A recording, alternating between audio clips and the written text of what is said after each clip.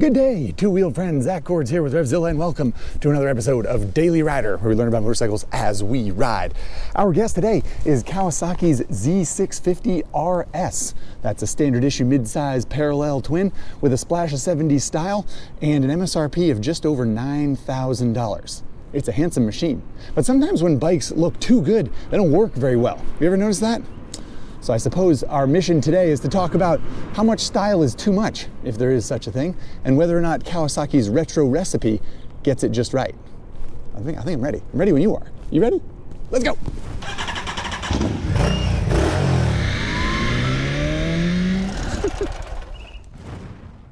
All right, everybody. Kawasaki Z650RS coming right up. Before we jump into it, a friendly reminder that this episode of Daily Rider is brought to you in part by your friends at REVER. REVER is a mobile app that allows you to plan and track any kind of ride and then share that ride information as well as photos with your friends and an online riding community. Download it for free at your app store of choice, or to learn more, go to rever.co. All right, everybody. Z650RS. We'll start with the engine, which is, as I said, a standard issue Kawasaki parallel twin, 649 cc's. I believe it is the same essentially as it is in the Kawasaki Vulcan S, the Versa 650, the Z650. Pretty basic hardware across the board. It's an upright, or it's a non-upside down fork, or right side up fork, I suppose, that is not adjustable, I believe. Rubber brake lines, Nissan calipers, non-pedaled brake rotors. Pedal brake rotors are kind of a feature of Kawasaki sport bikes, but with the retro bike they did the classic round shape, which is, I suppose, notable. And aside from that, it has this underslung exhaust system here, which mimics the other naked bikes. It does not get its own special sort of retro exhaust as the Z900RS does. And let's see, what else? So the fork, I should mention, is actually a little bit longer than the standard Z650, which brings the front of the bike up just a little bit. The big thing, though, is the handlebar, which you can see has quite a significant rise to it and pulls back toward the rider a little bit. And it puts it, I believe, 2 inches higher than the standard Z650 and a little more than an inch closer to the rider. So it's a slightly different ergonomic setup. And then the seat is just under half an inch taller than the standard Z650. So a little bit different shape to the riding position, which we'll talk about how that works for us as we mosey down the road. Yeah, other than that, just the pretty obvious cues, the styling cues that are meant to mimic the sort of Z models from Kawasaki in the 70s. So you got a round headlight, you got these big round gauges, you got a swoopier tank that is smaller than the standard Z650 by almost a gallon, I think, 0.8 of a gallon, maybe more than 3/4 of a gallon. And then this sort of curved and flat tail cowl situation here, which I think is pretty handsome. So yeah, it's sort of it's not a fully baked retro, you know. It's sort of like I said, a splash of 70s style, but it's good looking, I think. All right, that's probably enough talking about what it looks like to look at. Let's fire it up here. Yeah, does that sound familiar? Yeah, it should. If you're familiar with any other Kawasaki 650 model, or just about ready to ride to work, and I'll plunk myself down in this saddle behind these two nice big analog gauges, and we're gonna ride to work, everybody. Let's do it.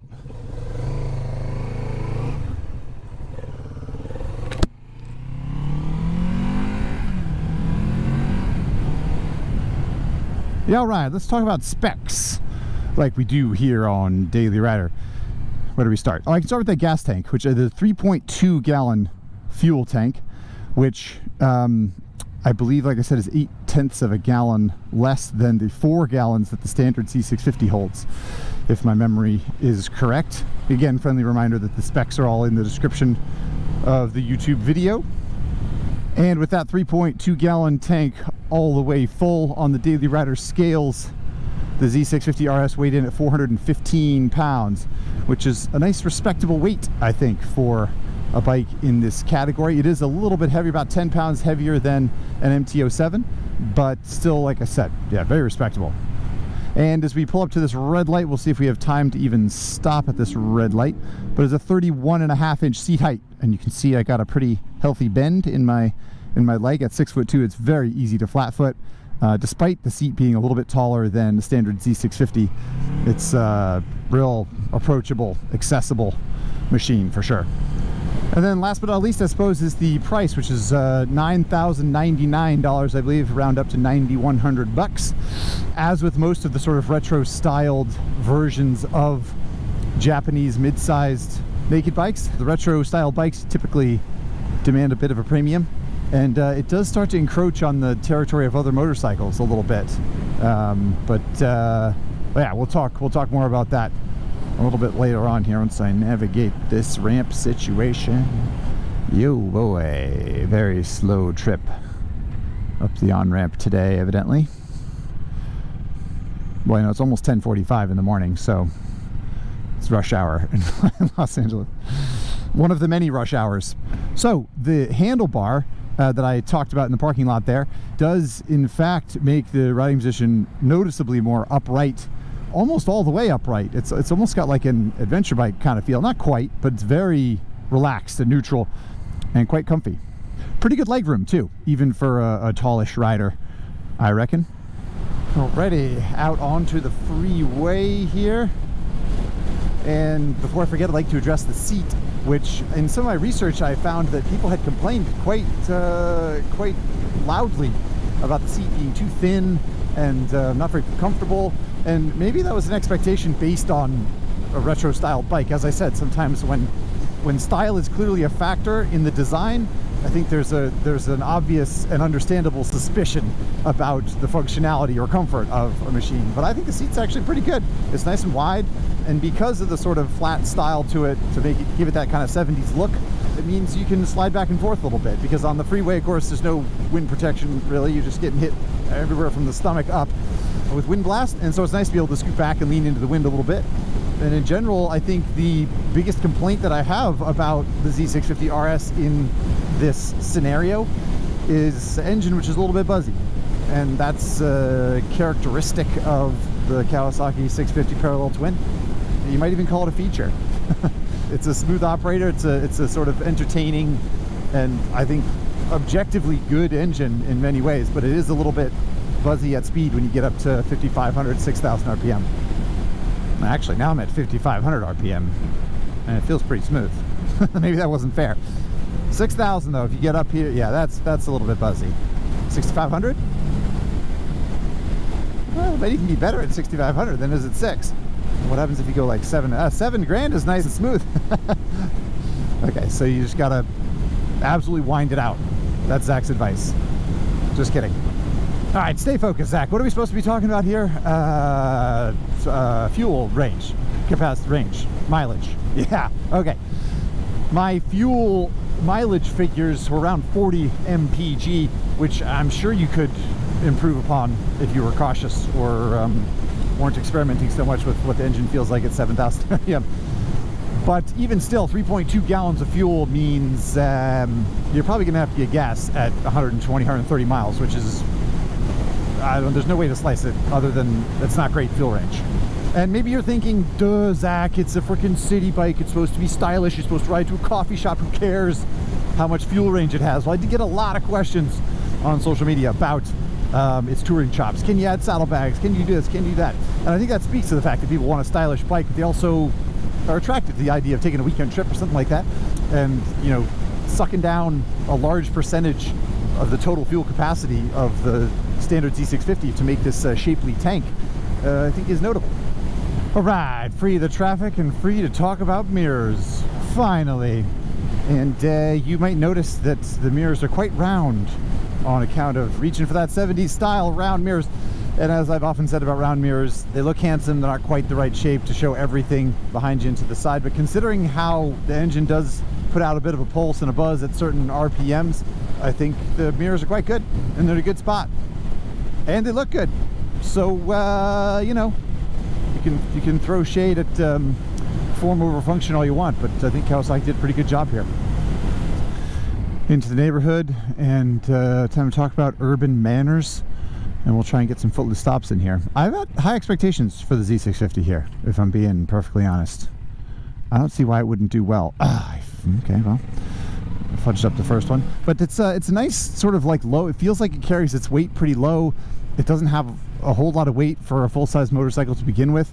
It's sort of like agile and direct and just very easy to use. So I don't see why it wouldn't do well in the old stop sign challenge. The only variable is, of course, the nut behind the handlebar. And see here, there we go. That's a nice solid footless stop. Good clutch feel. It's a basic cable clutch, but it's got an adjustable lever on there, which I like. Brake lever's adjustable too. So there's little sort of like sprinkles of kind of quality and maybe not luxury, but nice pieces of adjustability, which I feel like Kawasaki's always pretty good about, and I in general appreciate, especially on a bike like this, which is sort of meant to be simple and you know, doesn't have traction control or cruise control, that kind of thing.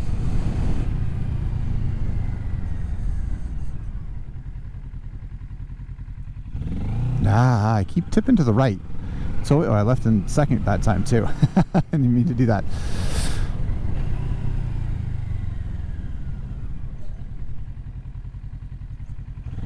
Yeah, sure enough. Okay. Well, after I botched the first one, we basically got through all the other ones so far anyway. That's not bad. Yeah, it's good. It's a good little urban machine. Like I said, it's a pretty short wheelbase. It's got all the attributes of a bike that's easy to use at low speed, and by gosh, when you ride it, feels just like that. Alrighty, this red light here, this one often takes a while. So let's give this dash a look-see here. Obviously, the sort of crown feature of this dash is the two big gauges, right? Two big analog gauges, one for speed, one for engine revs, and it's really quite handsome. I like it. And then this little LCD in the middle is sort of reminiscent of cockpits in the 70s. It's a little two-color LCD, which is, you know, slightly different, but has a lot of info. Fuel gauge here, engine temp here, clock in the middle, big gear position indicator, which is nice, and then some trip information down below here, which you can cycle through with this little switch here. And you can see odometer, range, miles per gallon, and then 2 trip meters. It's good. It's nice and tidy, works great, and it's very satisfying to watch that tack needle swing up as you accelerate, don't you think? All right, final stop sign in the stop sign challenge.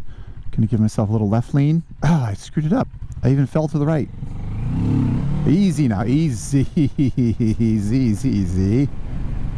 On to Lover's Lane, and probably there won't be a huge surprise here when I tell you that the passenger accommodations on the Z650RS are fine, but nothing to write home about. Passenger seat is not quite as wide or thick as the rider seat, and the foot pegs, there's a little bit less leg room. So fine for around town. I don't think any self-respecting passenger will want to spend a whole lot more time on it than that, but crazier things have happened. Right, into the twisty roads section. And I've been looking forward to this. Dances through stuff like this just fine. Better than fine. Nice, light, easy, light to the touch. The thing that I have not mentioned thus far, which I probably should have, especially around town, is the throttle response, which, especially as is kind of typical of modern, you know, Euro and American spec fueled bikes, is the on-off throttle is just a little bit clumsy, and that's too bad. But man, it's not that big a deal, and the bottom line is the chassis on this bike, the brakes are sort of basic, the suspension is basic, it's not very adjustable. I think all you get is preload, spring preload, and the shock maybe, perhaps rebound, but I think just preload. But the basic structure of the chassis is quite good, and it's just an easy, fun bike to sling through a set of curves. Red light, let's talk about brakes. And got into the ABS a little bit there. Brakes are good. Like them. They're there's a decent amount of bite right out of the gate there at the lever, and but they're also kind of approachable. They're not kind of like too sharp or intimidating, I don't think. And it just helps that the bike's not super heavy, right? It's the same basic brake setup as same as the Versa 650, I think, basically, and that bike weighs 80 pounds more or something. So yeah, that'll help brakes feel good, just having less weight on board. Yeah, here we go.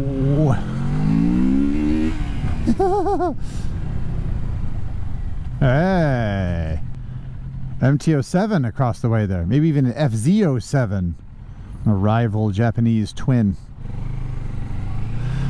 The old Yamaha 07 there is not a bad segue into reflecting on the Kawasaki Z650RS as a whole.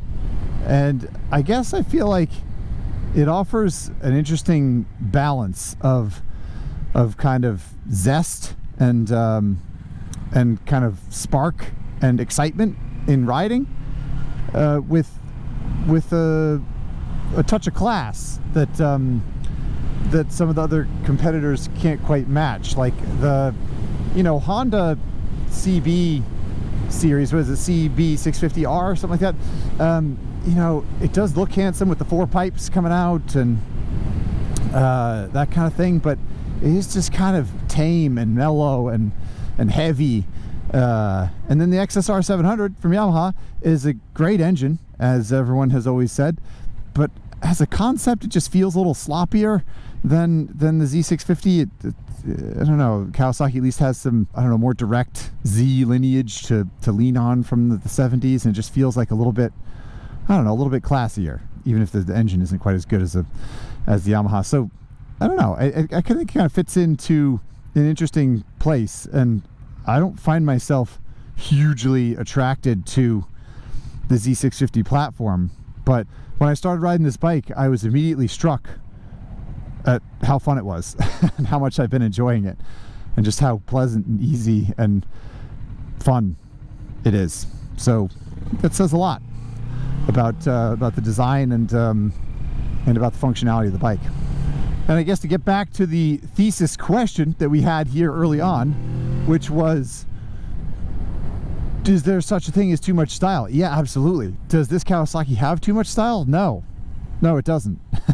And that's good because it's great to use. It's arguably bad because it feels, I don't know, dare I say, half-baked as a concept. Like, what if it did have wire spoke wheels or round blinkers, or I don't know, some other sort of like treatment to the engine aside from just painting it black?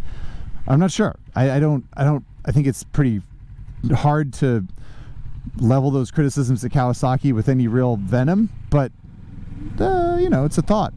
So bottom line, great bike to use. And I did get a question on social media about exploring fire roads on the Z650RS, and so we'll see what that's like right now. And the immense lake that was here before has finally dried up, which is nice. And there's no quick shifter, there's no cruise control, there's no such luxuries as those, and there's also no traction control. So trundling down a dirt road like this can be exciting if you want it to be. Obviously the tires aren't up for it, but because of that nice neutral riding position, it's really not so bad. And if anything, the suspension is not too stiff, and so it soaks up this kind of thing pretty well.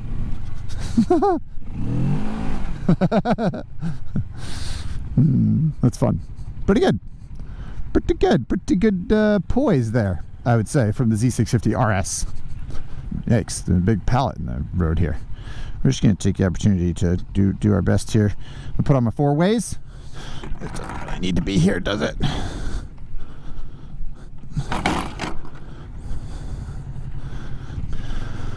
All right, where were we on the Daily Rider route? Will it wheelie? That's right, yeah.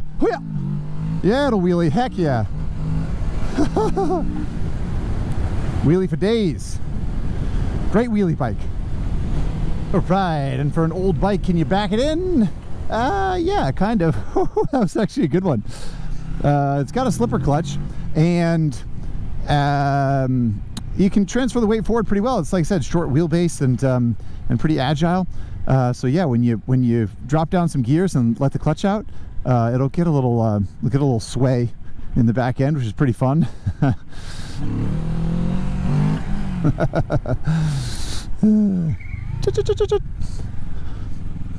It's just a fun-loving bike. Wow, look at all the U-turn possibilities we have. This is This is like what we need for a, I don't know, Goldwing trike or something. Lots of room to play. I don't think we're going to need much more than 2 parking spaces though. So let's line up here and this one here. Full lock left, feet up. Ha, ha, yeah. Oh, oh, oh, oh, yeah. 2 parking spaces. Feel confident about that. Yeah. Nice bike in a parking lot. Nice bike on a twisty road. Pretty nice bike on the highway. Pretty nice bike on a dirt road somehow. Pretty nice bike. I don't know. Is it a little bit overpriced for what it is? Maybe. But does it work really well? And really not complain about anything? And do pretty good wheelies? Yeah, it does. Okie doke, time for some Instagram questions and comments here. And I say comments this time in particular because the first thing I want to run through is a whole slew of comments. I can't even gather them all up, but it was very clear that you all feel like the engine is so boring. Why is the engine so boring compared to the competitors? Boring this, boring that. And I get it, right? Because I often talk about how 180 crank parallel twins, they don't sound all that good to me. They're not very inspiring. And that's true. So maybe I'm part of the problem because I've criticized these engines in the past. The thing is, it's just objectively good. Like I said, it's inarguable that that the engine's playful, it's torquey, and it works well. And aside from the little fueling thing and a little bit of buzz on the highway, it's so good. And it's a little hard for me to if I was a Kawasaki consultant, would I say like, oh, just get rid of that engine, make it 270 crank, rethink your whole process here? I mean, maybe I would be intrigued. But I think it's hard to move away from this because in part it has served Kawasaki so well, and also it just really works. Whether you like it or not, whether I like it or not, it works.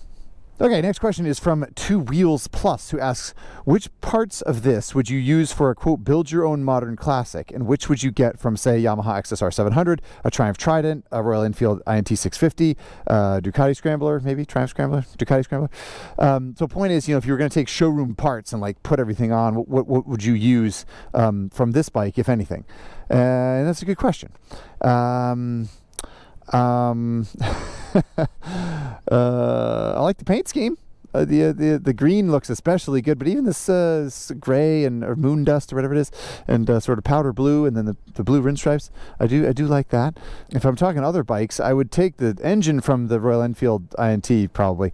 And I know it's like short service intervals and it's anachronistic design, but man is it handsome, and man does it sound good, and God, does it have a good vibe when you're going down the road? Like it feels right, it looks right. I think it's terrific.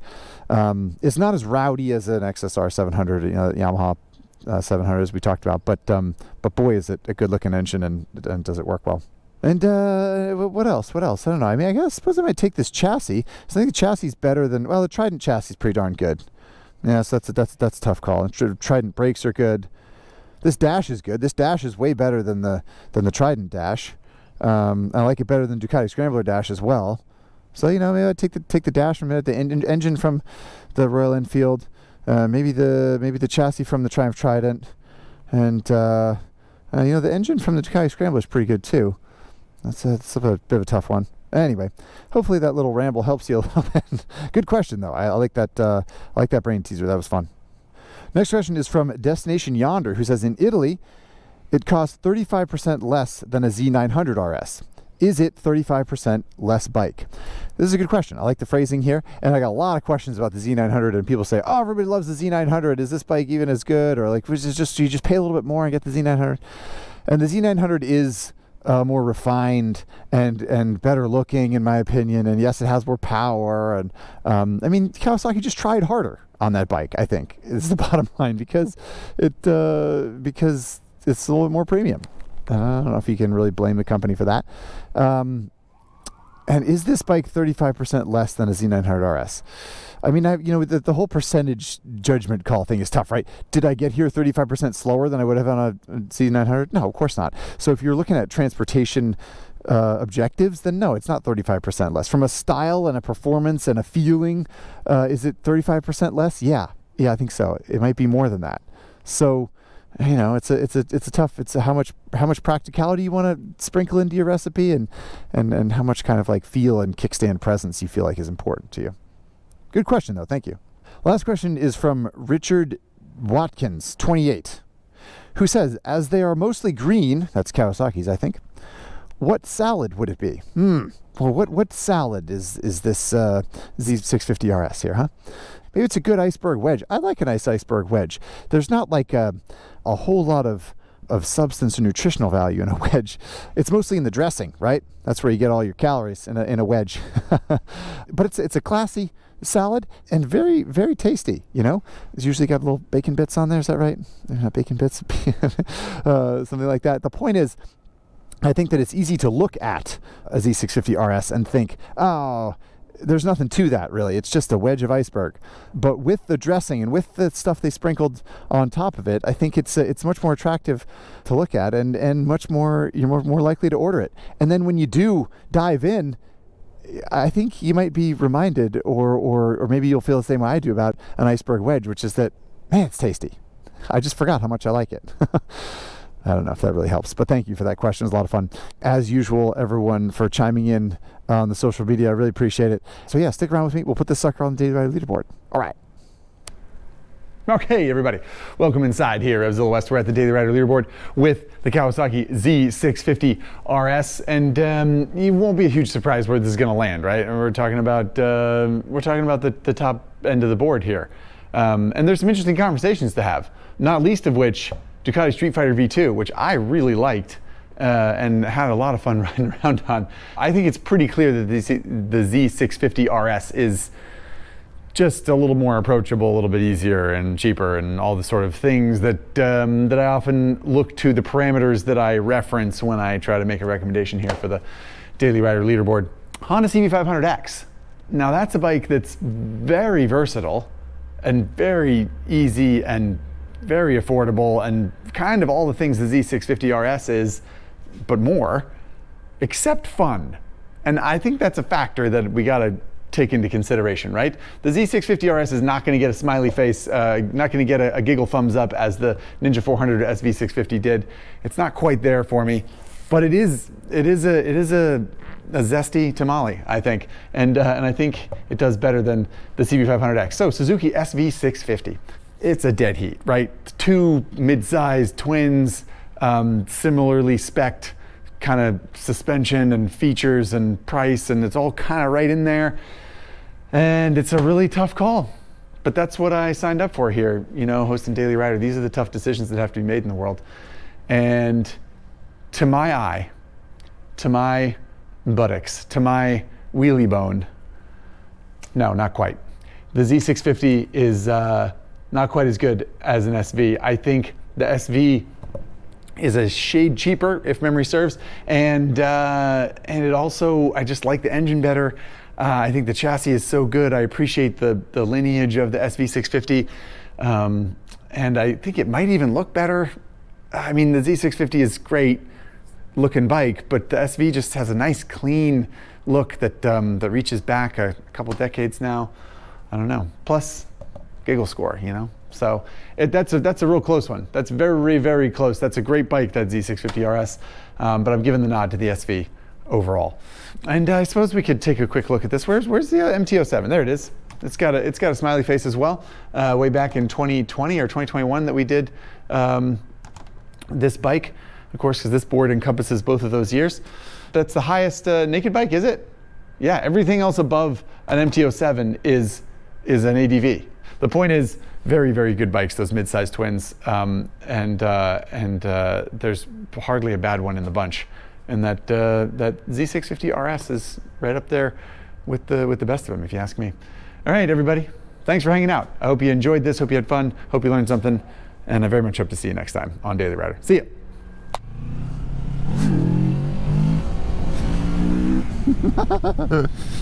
Hey everybody, Zach here. Thanks for riding along in this episode of Daily Rider. I'm back with a friendly reminder about how we pay for all these videos. I know Daily Rider seems like a pretty simple program, and you might be thinking, wow, they just make $1 zillion on YouTube, so who cares? But the truth is, all the content, the articles we write, the videos we make here on Common Tread for the RevZilla YouTube channel, all come from the RevZilla coffers, the money that the company makes selling helmets, jackets, saddlebags, tires, you name it, to you and other motorcycle enthusiasts. So just keep that in mind. Next time you need something that RevZilla sells, when you make a purchase, you're helping to fund some of this content that we hope you find entertaining and informative. That's all for me. Thanks for watching. See you next time.